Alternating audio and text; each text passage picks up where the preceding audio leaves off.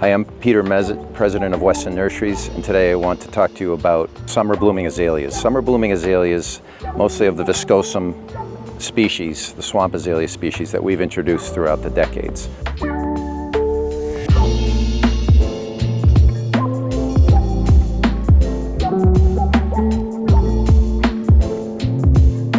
This summer blooming azalea is called Lollipop, and it's one of my favorites because it is so darn fragrant.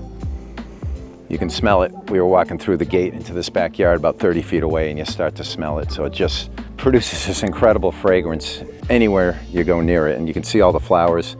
This is about as big as I've ever seen one of these summer azaleas. These are all the ones we introduced are mostly viscosum hybrids, the swamp azalea. It's got this nice blue-green foliage, similar to some other types that we grow, like Parade and Sparkler. I think Sparkler is the one that also has even a bluer foliage than this, but it's a nice contrast to the deep pink flowers. It's been in the ground here probably close to a quarter century, so it adapted well to this spot. It thrived. This is about as big as they ever get, and the hot afternoon sun won't hurt these azaleas at all. I believe this one's called Framingham, a little more yellow. A lot of them are pink, but there's variations on the pink, and this one, which I believe is Framingham, has kind of a candy cane appearance with some orangey and yellow flowers mixed in with the pink. And then another great thing about the summer blooming azaleas is they are offset on the timing that they bloom. So here we are in late June, but this is Pennsylvania that hasn't even started to bloom yet. It's one of the later blooming summer blooming azaleas. It will bloom into late July, even early August some years. And that's another pink. The Lollipop, Framingham, and the later blooming Pennsylvania are just three of our introductions that we introduced back in the 70s and 80s. My grandfather Ed Mezitt and my dad Wayne worked on introducing these, and they came out with so many varieties they had to pick the winners, and in the trade these days there's probably 10 or 15 which vary in color from light pink to dark pink to red to yellow to orange to white. Many varieties, and we'll show you more of those in a second. This introduction is Weston's Sparkler, and I like it because it's got really bluish tone to its leaves, which is a nice contrast to a fairly deep pink flower, which is not quite as fragrant as Lollipop or a few other varieties, but still plenty fragrant.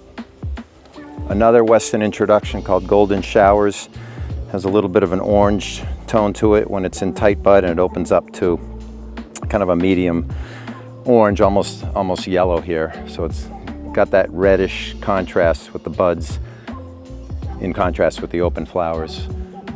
This is Azalea Ribbon Candy, another one of the Weston introductions. You can see why they call it ribbon candy. You can also see how well it grows. This is over a foot of growth, and we're not even at the end of June yet.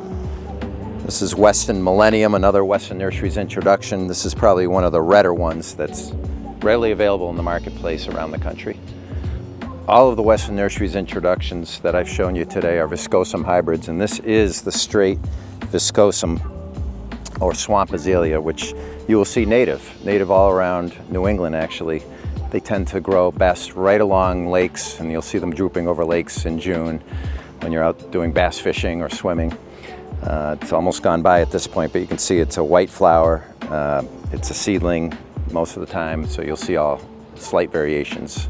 Well, I hope you enjoyed learning about the summer blooming azaleas that we've introduced at Weston, and we really like this category of plants because they do extend the bloom season in New England. Most people think of azaleas as early spring. These are the late spring summer blooming azaleas that are deciduous, and they do a terrific job adding late season flower color and fragrance into your gardens.